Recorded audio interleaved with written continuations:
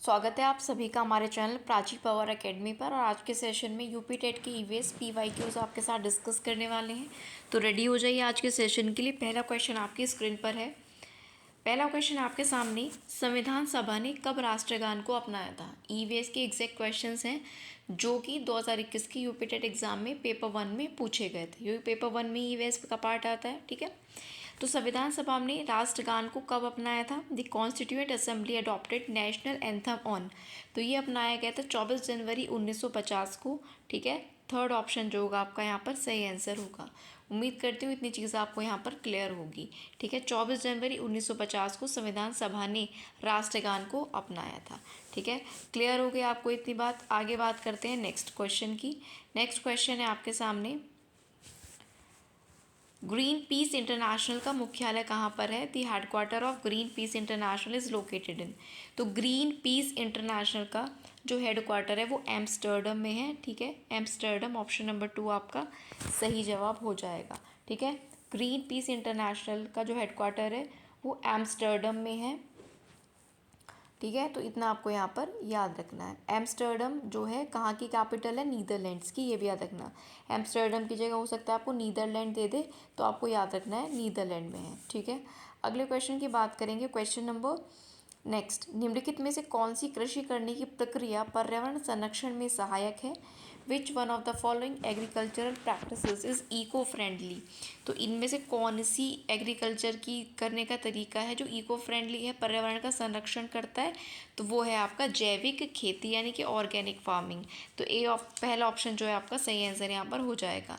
अगले क्वेश्चन पर बढ़ते हैं। क्वेश्चन नंबर नेक्स्ट, WWF की फुल फॉर्म आपसे पूछी है। WWF इसका मतलब है आपका option number 2 world wild life fund, ठीक है। वर्ल्ड वाइल्ड लाइफ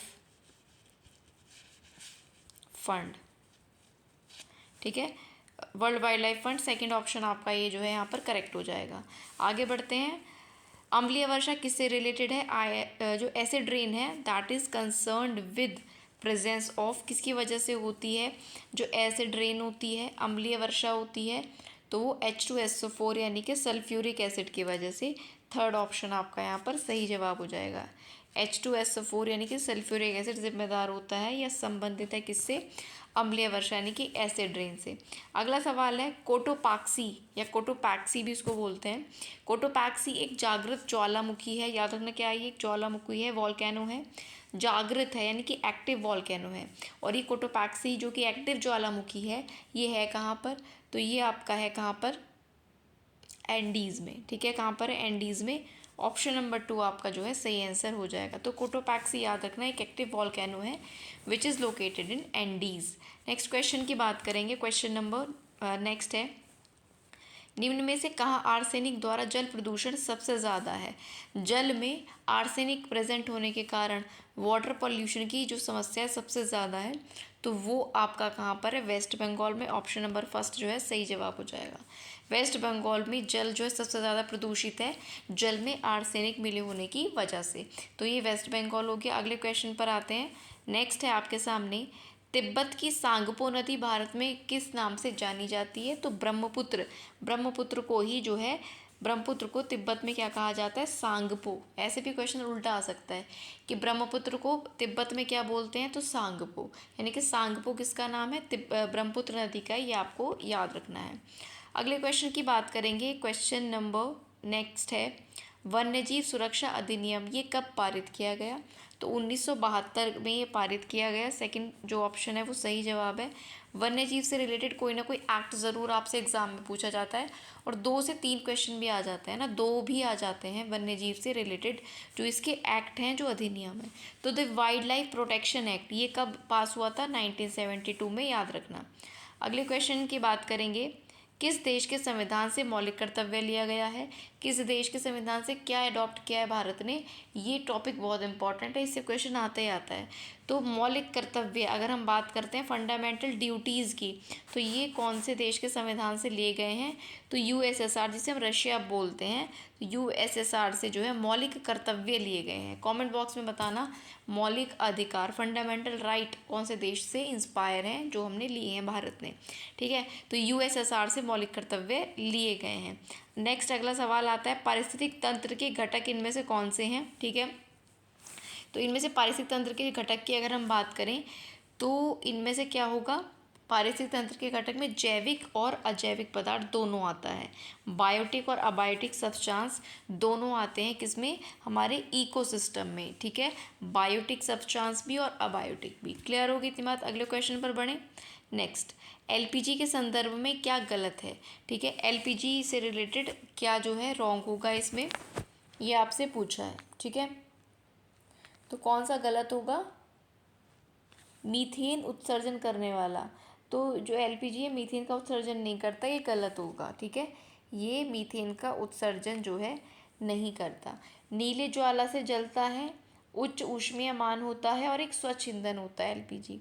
ठीक है, एलपीजी जो है बर्न होता है विद ब्लू फ्लेम, हाई जो है इसकी कैलोरिफिक वैल्यू होती है हाई, और ये क्लीन फ्यूल होता है। मीथेन एमिट नहीं करता, ये गलत हो जाएगा, गलत ही पूछा था तो पहला ऑप्शन करेक्ट है। एलपीजी की फुल फॉर्म क्या होती है? Liquefied petroleum gas. Liquefied petroleum gas इसकी फुल फॉर्म है, याद रखना, वैसे भी आजकल चर्चा में है तो इम्पॉर्टेंट हो जाता है। अगले सवाल, मकर रेखा बात करते हैं। मकर रेखा, ठीक है, मकर रेखा का एग्जैक्ट जो डायरेक्शन है वो कितने पर है? तो सेकंड ऑप्शन आपका यहाँ पर सही जवाब होगा 23.5 डिग्री साउथ। ठीक है, 23.5 डिग्री साउथ जो है ट्रॉपिक ऑफ कैप्रिकॉन आपकी है। ट्रॉपिक ऑफ कैप्रिकॉन ये किस पर है आपका? 23.5 डिग्री साउथ में। ठीक है, नेक्स्ट क्वेश्चन की बात करते हैं। नेक्स्ट है आपके सामने, ध्रुव तारा किसको बोलते हैं? ठीक है, तो ध्रुव तारा जो है उत्तरी तारे को बोलते हैं। ठीक है, ध्रुव तारा किसको बोलते हैं? उत्तरी तारे को बोलते हैं, नॉर्थ स्टार को बोलते हैं। फोर्थ ऑप्शन आपका यहाँ पर सही जवाब हो जाएगा। ठीक है, ध्रुव तारा किसको बोलते हैं? उत्तरी तारे को या नॉर्थ स्टार को बोलते हैं। अगला सवाल है, इकोसिस्टम शब्द का प्रयोग सबसे पहले किसने किया था? ये भी इम्पोर्टेंट क्वेश्चन है। तो इकोसिस्टम शब्द का सबसे पहले प्रयोग किया था डॉक्टर एन.जी. टांसले ने, या टांसले भी याद रखोगे तो भी सफिशिएंट है।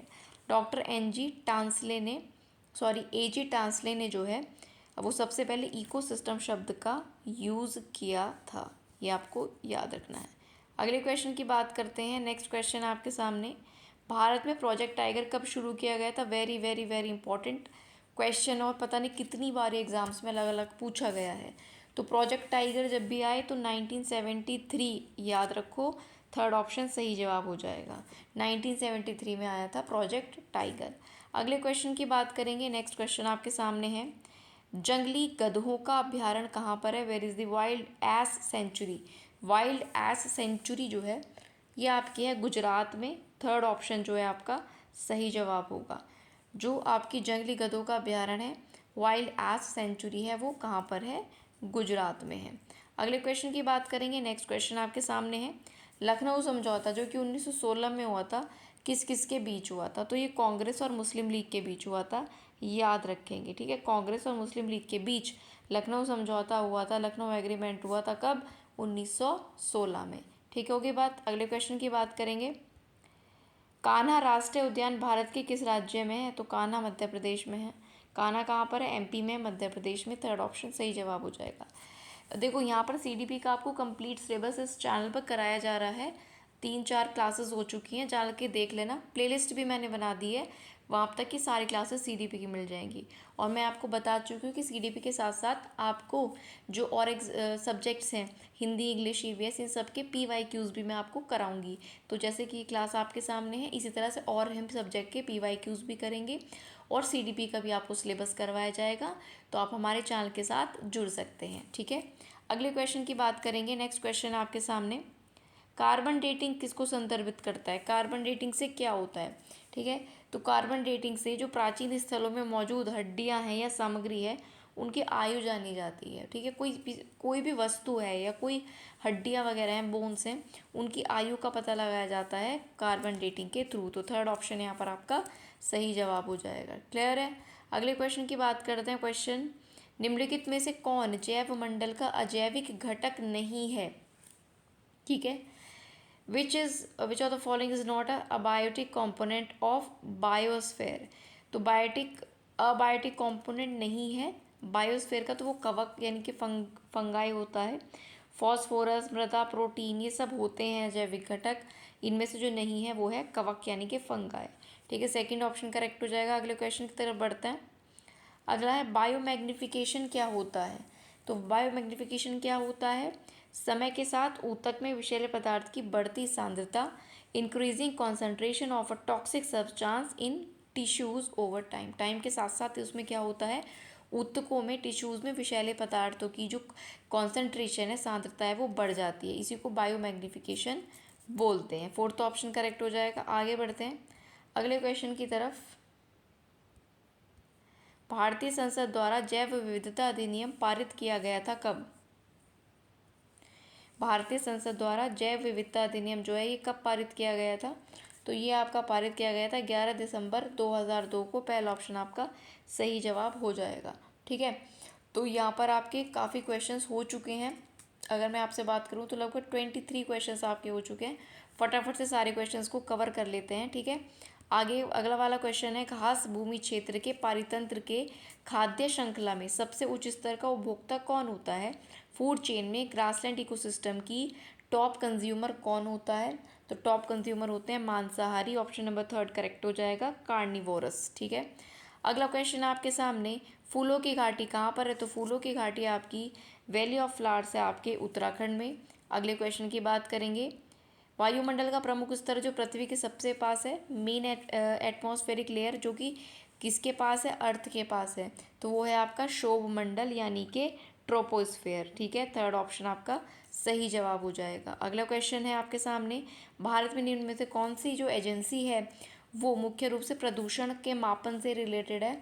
तो वो है केंद्रीय प्रदूषण नियंत्रण बोर्ड यानी कि CBCB, central pollution control board. Third option यहाँ पर सही जवाब हो जाएगा। अगला क्वेश्चन है आपके सामने, नेक्स्ट है, सर्वाधिक जैव विविधता कहाँ पर पाई जाती है?